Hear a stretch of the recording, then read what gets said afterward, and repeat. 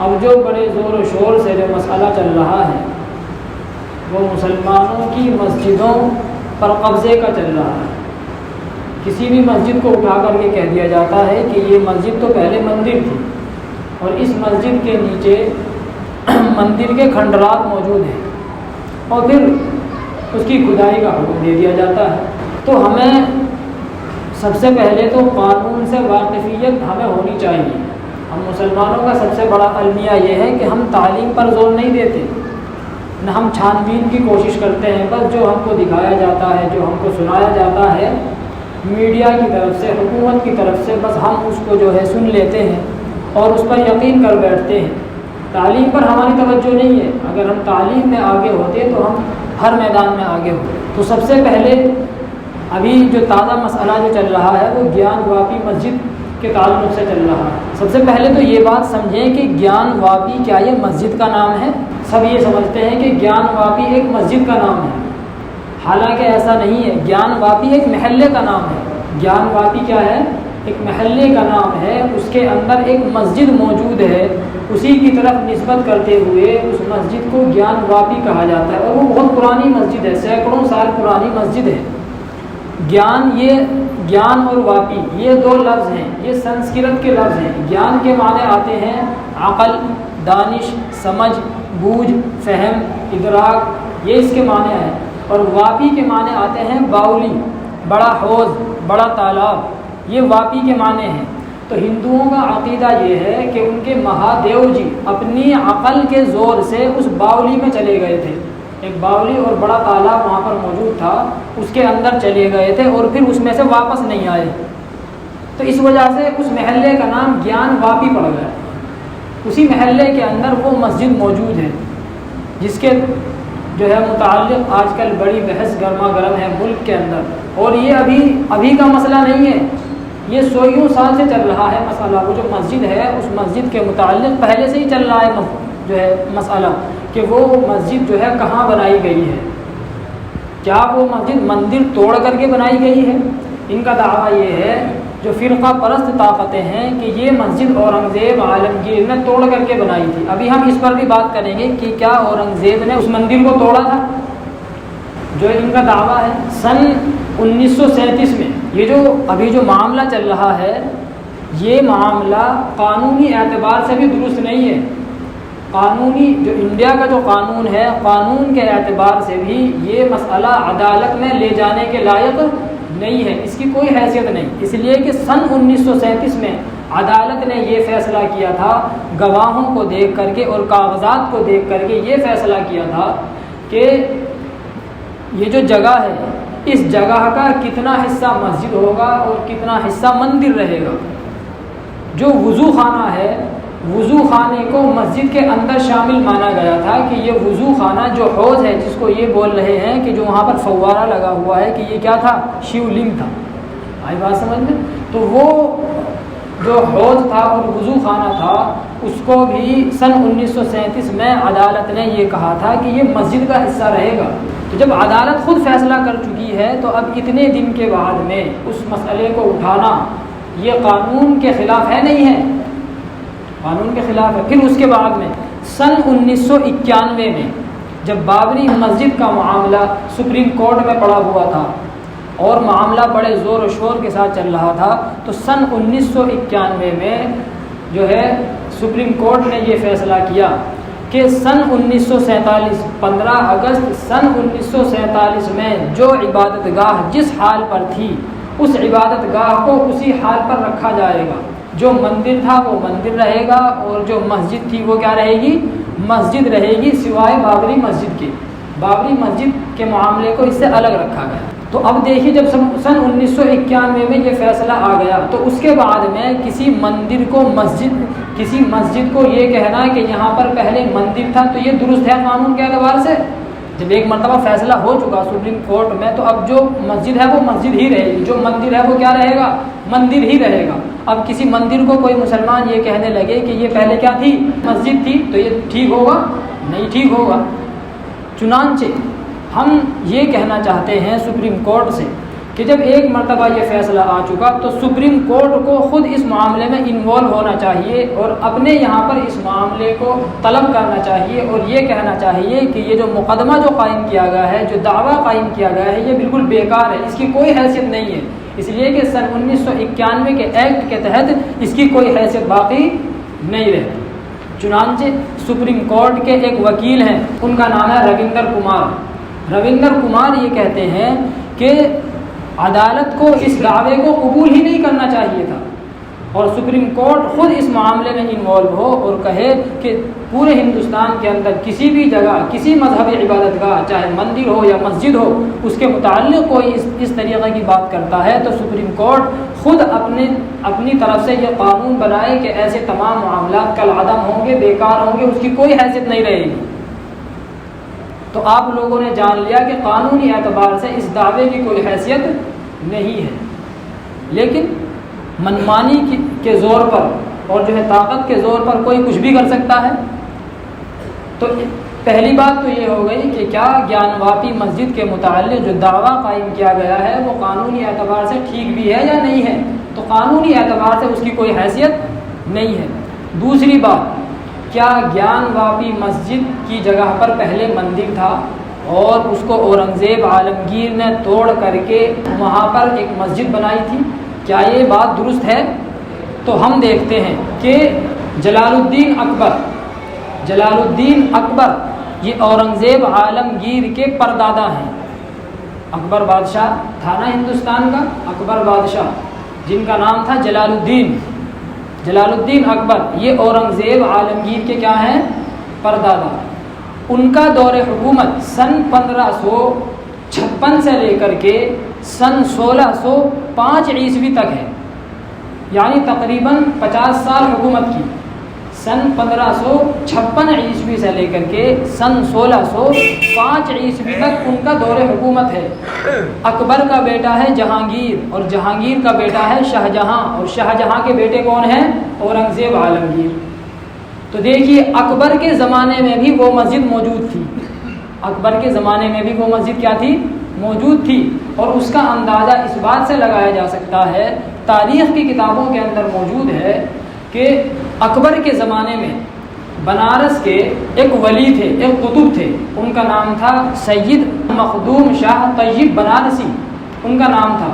وہ پابندی کے ساتھ اس مسجد میں جمعے کی نماز پڑھا کرتے تھے، پابندی کے ساتھ اس مسجد میں جمعے کی نماز پڑھا کرتے تھے۔ چنانچہ گنج ارشد نامی ایک کتاب ہے، اس کے اندر اس وقت کے بہت سارے واقعات موجود ہیں اکبر کے زمانے کے اسی مسجد کے۔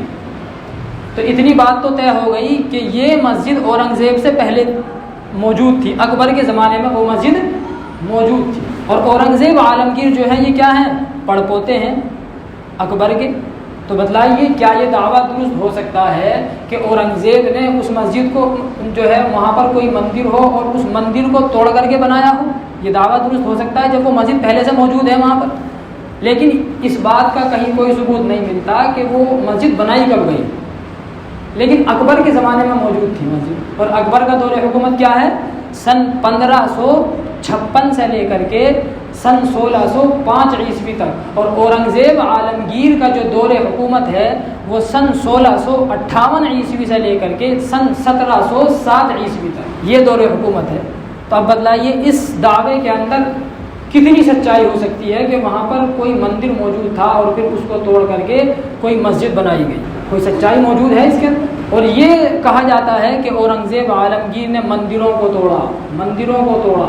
یہ بات درست ہے کہ اورنگزیب عالمگیر نے بہت سے مندروں کو توڑا ہے، لیکن ان مندروں کو توڑا ہے جو غیر قانونی طور پر بنائے گئے تھے، یا وہاں حکومت کے خلاف کام ہوتے تھے، یا وہاں پر جو ہے کوئی غلط کام ہوا کرتا تھا، مثلا جو ہے زنا کاری وغیرہ فحش کام وہاں پر ہوا کرتے تھے۔ لیکن جس طریقے سے اورنگزیب عالمگیر نے مندروں کو توڑا ہے، اسی طریقے سے بہت سی مسجدوں کو بھی توڑا ہے۔ آئی بات سمجھ میں؟ لیکن کون سی مسجدیں جو غیر قانونی طریقے پر بنائی گئی؟ بادشاہ تھے، جو بھی غیر قانونی کام ہوگا تو اس پر عمل درآمد کرنا یہ بادشاہ کا، حکومت کا کام ہے، نہیں ہے؟ آج دیکھیے آج کی حکومت بہت سارے گھروں کو گرا رہی ہے. کیوں؟ حکومت کا یہ دعویٰ ہے کہ یہ مکان غیر قانونی طور پر سرکاری زمین پر بنائے گئے ہیں. تو جو غیر قانونی کام ہوگا تو اس کے متعلق جو حکومت ہوگی، جو سرکار ہوگی، جو بادشاہ ہوگا، وہ اس کے خلاف ایکشن لے گا نہیں لے گا. چنانچہ بنارس کے اندر ایک مندر تھا، وشوناتھ مندر. ایک مرتبہ اورنگزیب عالمگیر بنگال جا رہے تھے، راستے میں بنارس بھی پڑتا تھا. بنارس جس کو آج کل کاشی اور وارانسی بھی کہا جاتا ہے. 3 نام ہیں بنارس کے، بنارس، وارانسی اور کاشی. تو بنگال جا رہے تھے تو راستے میں یہ بھی پڑتا تھا بنارس. تو بادشاہ کی فوج میں اور ان کے عہدیداروں میں بہت سارے ہندو بھی تھے، راجے مہاراجے بہت سارے ہندو تھے. تو انہوں نے بادشاہ سے یہ کہا کہ ہمیں 1-2 دن یہاں پر ٹھہرنے کی اجازت دے دی جائے تاکہ ہماری عورتیں اور ہم یہاں پر جو ایک مندر ہے وشوناتھ مندر، اس کے اندر ہم عبادت کر لیں اور گنگا کا جو ہے اشنان کر لیں. بادشاہ نے کہا کہ ٹھیک ہے، ٹھہرنے کی اجازت دے دی. چنانچہ جو ان کے ساتھ میں راجے مہاراجے تھے، ان کی رانیاں وہ گنگا پر نہانے کے لیے چلی گئیں. جب گنگا سے نہا کر کے آئیں تو وہاں سے آ کر کے جو مندر تھا وشوناتھ مندر، اس میں چلی گئیں عبادت کرنے کے لیے. جب وہاں سے رانیاں آئیں تو ان میں سے کچھ رانیاں تو آ گئیں اور کچھ رانیاں نہیں آئیں. اب ان کی ڈھونڈ مچی کہ آخر کیا ہوا. بادشاہ نے تحقیق کرنے کا حکم دیا کہ جاؤ بھائی جا کر کے دیکھو کہاں ہیں رانیاں. یہ کون حکم دے رہا ہے؟ اورنگزیب. اور گنگا اسنان کرنے کی اجازت کس نے دی؟ اورنگزیب. جاؤ دیکھو جا کر کے. لوگ گئے، تحقیقات شروع کی. جو مندر تھا اس کو چاروں طرف سے چھان مارا کہ آخر رانیاں گئی کہاں. اب ایک بت تھا، وہ بت اپنی جگہ سے ہٹایا جا سکتا تھا. جب اس کو ہٹایا گیا تو اس کے پیچھے ایک دروازہ نکلا. یہ ساری باتیں جو ہے کتابوں کے اندر موجود ہیں. ایک جو ہے ہندو مؤرخ ہیں، ہندو تاریخ داں ہیں، انہوں نے، ان کا نام ہے PM پانڈے. انہوں نے اس واقعے کو لکھا ہے کہ جب اس مورتی کو ہٹایا گیا تو اس کے پیچھے ایک دروازہ نکلا. دروازے کے اندر جب گئے تو وہاں پر دیکھا کہ وہاں پر بہت ساری عورتیں موجود ہیں اور ان کے ساتھ جو ہے کیا کیا جاتا ہے؟ زنا، بلاತ್کار ان کے ساتھ کیا جاتا ہے. چنانچہ جب بادشاہ کو اس بات کا علم ہوا تو بادشاہ نے وہ مندر گروا دیا، توڑوا دیا. کیوں؟ اس لیے کہ اس مندر کی آڑ میں غلط کام کیا جاتا تھا، اس لیے توڑوایا وہ مندر. اورنگزیب عالمگیر نے صرف مندر نہیں توڑوایا، مسجد بھی توڑوائی ہے. چنانچہ گولکنڈہ کا ایک تانا شاہ حکمراں تھا، اس نے کئی سال سے بادشاہ کو ٹیکس نہیں دیا، ٹیکس جمع نہیں کیا اور اپنا مال و دولت ایک تہخانے میں جمع کروا دیا اور اس کے اوپر ایک مسجد بنوا دی، بڑی مسجد بنوا دی تاکہ اس کی آڑ میں اپنے مال و دولت کی حفاظت کر سکے. اس کے ذہن میں یہ تھا کہ اورنگزیب اس مسجد کو ہاتھ نہیں لگائے گا، اگر ہاتھ لگائے گا تو مسلمان آڑے آ جائیں گے، یہ کہیں گے کہ بھائی مسجد کو کیوں گرا رہے ہو، کیوں توڑ رہے ہو. بادشاہ کو معلوم ہوا تو بادشاہ نے اس مسجد کو توڑنے کا حکم دیا. اس مسجد کو بالکل ملیا میٹ کر دیا گیا، ملا دیا گیا. کیوں؟ اس لیے کہ وہ مسجد ظلماً بنائی گئی تھی. بات آئی نہیں آئی. اور جو اس کا جو پیسہ جو اس کے اندر جمع کیا ہوا تھا وہ سارا کا سارا عوام میں بانٹ دیا گیا، سب میں تقسیم کر دیا گیا. تو صرف یہی کیوں کہا جاتا ہے کہ اورنگزیب نے مندر توڑوائے، مسجد بھی تو توڑوائی. اور تاریخ کے اندر اس بات کے ثبوت موجود ہیں کہ اورنگزیب عالمگیر نے مندروں کے لیے تو جگہ دی ہے لیکن کسی مسجد کے لیے جگہ دینے کا تذکرہ نہیں ملتا. چنانچہ ایک قصبہ ہے بلدیو نامی، یہ جو ہے متھرا کے پاس ہے بلدیو، وہاں پر ایک مندر تھا. اس مندر کے لیے اورنگزیب عالمگیر نے 5 گاؤں دیے. کتنے؟ 5 گاؤں عنایت کیے اس مندر کے نام پر کہ ان سے جو آمدنی ہوگی وہ ساری کی ساری کس کو جائے گی؟ اس مندر کو جائے گی. یہ کس نے دیے؟ اورنگزیب عالمگیر نے. تو یہ جو ہے تاریخ کے اندر جو چھیڑ چھاڑ کی گئی ہے اور ایک پروپیگنڈا کیا گیا ہے مسلم حکمرانوں کے تعلق سے، وجہ اس کی یہ ہے تاکہ مسلمانوں کی ایک جو ہے خوفناک شبیہ، ان کی ایک خوفناک صورت عوام کے دلوں میں بٹھائی جا سکے. لیکن جو تاریخ کو پڑھتے ہیں وہ جان لیتے ہیں کیا غلط ہے کیا صحیح ہے. یہ کہا جاتا ہے کہ اورنگزیب عالمگیر نے ہندوؤں کے اوپر ٹیکس لگایا، لیکن یہ نہیں دیکھا جاتا کہ اورنگزیب عالمگیر نے 80 قسم کے ٹیکس معاف بھی کیے تھے.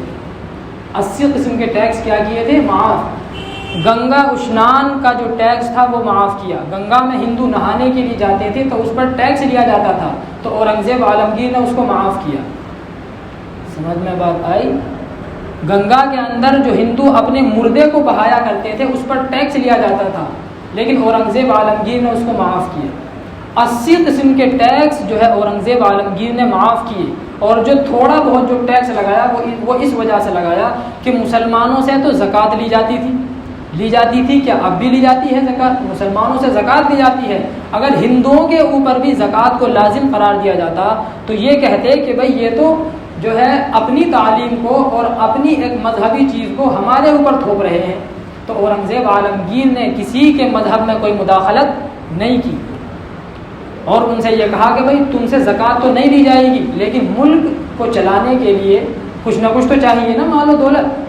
تو اورنگزیب عالمگیر نے تھوڑا سا ان کے اوپر ٹیکس مقرر کیا, لیکن جو 80 جو ٹیکس معاف کیے ان کا کہیں کوئی تذکرہ نہیں کرتا. تو یہ جو بات جو چل رہی ہے, مقصد کہنے کا یہ ہے کہ ایک عام فضا بنائی جا رہی ہے کہ مغلوں نے اور مسلمان حکمرانوں نے مندروں کو توڑ کر کے مسجدیں بنائیں. یہ بالکل بے بنیاد بات ہے, بالکل غلط بات ہے. پہلے اورنگزیب کے دور میں یہ رواج تھا کہ ہندوؤں کی عورتیں ستی کی جاتی تھی, یعنی جب شوہر کا انتقال ہو گیا تو اس کے ساتھ میں اس کی بیوی کو بھی جلنا پڑتا تھا, زندہ ہی جلنا پڑتا تھا شوہر کے ساتھ میں. تو اورنگزیب عالمگیر نے اس ستی کی رسم پر پابندی تو نہیں لگائی, اس لیے کہ یہ ہندوؤں کا مذہبی معاملہ تھا, اپنا معاملہ تھا, اس پر پابندی نہیں لگائی, لیکن ان کو سمجھانے کا کام کیا اور کچھ قانون ایسے بنائے کہ عورت کی رضامندی کے بغیر اس ستی کے عمل کو نہ کیا جائے. چنانچہ اس میں یہ کہا گیا کہ اگر عورت راضی نہ ہو تو اس کو ستی نہیں کیا جا سکتا, اور جو صوبے دار ہے, جو صوبے کا گورنر ہے, اس کی پرمیشن بھی ضروری ہوگی, اور ان کو جو ہے سمجھانے کا کام کیا. چنانچہ بہت سارے جو ہندو تھے ان کی عقل میں بات آئی اور انہوں نے اس ظالمانہ رسم کو چھوڑا. اورنگزیب عالمگیر نے تو بہت اچھے کام کیے. اورنگزیب عالمگیر کے زمانے سے پہلے بادشاہوں کے لیے بڑی بڑی رقم حکومت کے خزانے سے جو ہے مہیا کی جاتی تھی, جو ان کے اوپر خرچ کی جاتی تھی. لیکن جب اورنگزیب عالمگیر کا زمانہ آیا تو انہوں نے ان سارے خرچوں کو بند کیا جو بادشاہ کے نام پر خرچ کیے جاتے تھے. پہلے کے بادشاہ جو ہوتے تھے وہ اپنے لیے سونے چاندی کی دوات رکھا کرتے تھے, بادشاہ نے اس کو ختم کیا. پہلے کے جو بادشاہ ہوتے تھے ان کے سامنے سجدہ کرنا ضروری تھا, ان کی تعظیم میں بادشاہ نے اس سجدے کو ختم کیا. کس نے؟ اورنگزیب نے. اورنگزیب سرکاری خزانے سے کوئی تنخواہ نہیں لیا کرتے تھے. وہ کیا کام کیا کرتے تھے؟ وہ ٹوپی بنا کرتے تھے, ٹوپی بنتے تھے اور قرآن کریم لکھا کرتے تھے.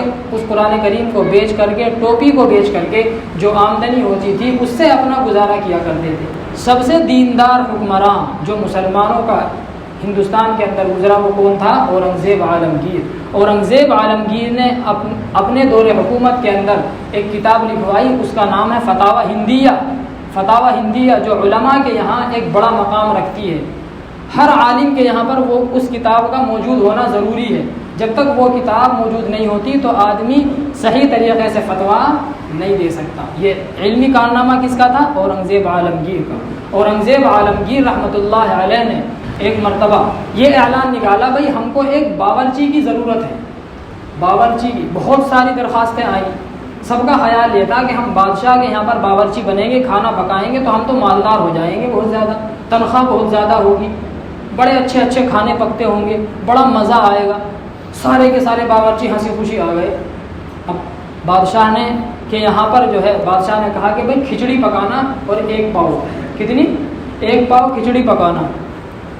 بادشاہ نے ان سے معلوم کیا کہ بھائی آپ یہاں پر رہ لیں گے, کم سے کم 1 سال کا ایگریمنٹ کرنا ضروری ہے. باورچی نے کہا جی 1 سال کیا, میں تو پوری زندگی رہ لوں گا. آئی بات سمجھ میں؟ وہ رہنے لگے. بادشاہ نے کہا کہ 1 پاؤ کھچڑی پکانا.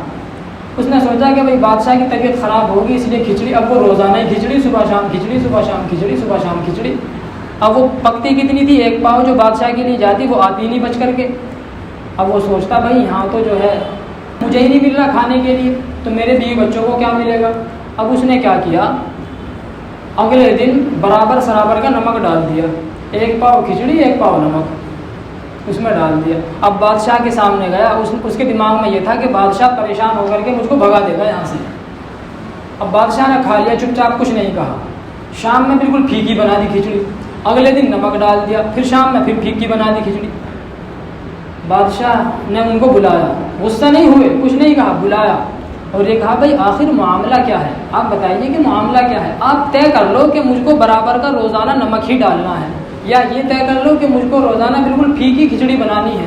آپ جو ہے آپ بھی سوچتے ہوں گے بھائی صبح میں نے پھیکی پکائی تھی تو شام کو جو ہے نمک ڈالنا ہے, شام کو نمک ڈالا تھا تو جو ہے صبح کو پھیکی پکانی ہے.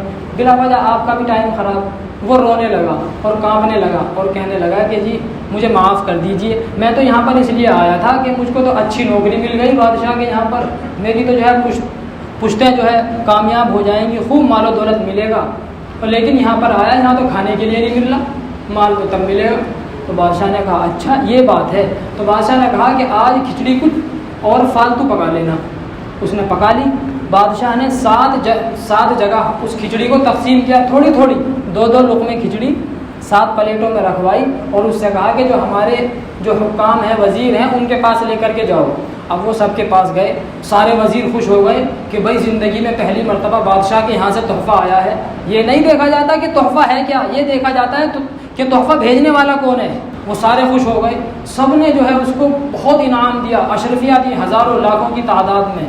اس کے تو مزے آ گئے. اب وہ ہنسی خوشی آیا بادشاہ کے پاس اور بادشاہ نے اس سے پوچھا ہاں بھائی کچھ کام بنا. وہ کہنے لگا جی اتنا جمع ہو گیا, میرے پوتے پڑ پوتے سکڑ پوتے لکڑ پوتے سارے بیٹھ کر کے بھی اگر کھائیں تب بھی ختم نہیں ہوگا. بادشاہ نے کہا خبردار, اگر آج کے بعد کوئی غلطی کی تو اس تلوار سے گردن اڑا دی جائے گی. تو ایسے بادشاہ تھے, انہوں نے ہندوستان کو لوٹا نہیں. اورنگزیب عالمگیر کے زمانے میں ہندوستان پوری دنیا کی کل GDP کا 25% پیداوار کرتا تھا. کب؟ اورنگزیب کے زمانے پوری دنیا کی کل GDP کا 25% یعنی ایک چوتھائی ہندوستان ادا کیا کرتا تھا. اس زمانے میں جو ہے کیا کہا جاتا تھا ہندوستان کو, سونے کی چڑیا. تو آج کل جو یہ پروپیگنڈا اٹھایا جا رہا ہے کہ مسلم حکمرانوں نے مندروں کو گرایا, یہ سب بے بنیاد بات ہے. ان مندروں کو گرایا اور صرف مندروں کو نہیں گرایا, مسجدوں کو بھی گرایا. ان مندروں اور مسجدوں کو گرایا گیا جو غیر قانونی تھے, جن کے تحت جو ہے کالا دھندا ہوتا تھا, ان کو گرایا. بہرحال ہمیں جو ہے اپنی مسجدوں کا تحفظ کرنا ہے. جو مسجدیں ہماری ہیں ان کو جو ہے آباد رکھنا ہے. سب سے بڑا تو المیہ یہ ہے کہ ہم اپنی مسجدوں کو آباد نہیں رکھ پاتے. آباد کرنا کیا ہے کہ ہم 5 وقت کی نماز مسجدوں کے اندر آ کر کے پڑھیں. آپ بتائیے کہ جو ہے کتنے % مسلمان جو ہے مسجدوں کے اندر آ کر کے نماز پڑھتے ہیں. 4-5% مشکل سے نماز آ کر کے 5 وقت کی پڑھتے ہیں. اب اگر غیر ہماری مسجدوں پر قبضہ کریں تو پھر ہم کیوں واویلا کرتے ہیں؟ پہلے ہم خود تو جو ہے نماز پڑھنے والے بن جائیں, تب ہم جو ہے غیروں کو کہہ سکتے ہیں کہ بھئی آپ کا ہماری مسجد میں کوئی عمل دخل نہیں ہوگا. آئی بات سمجھ میں؟ تو کریں گے سب انشاءاللہ.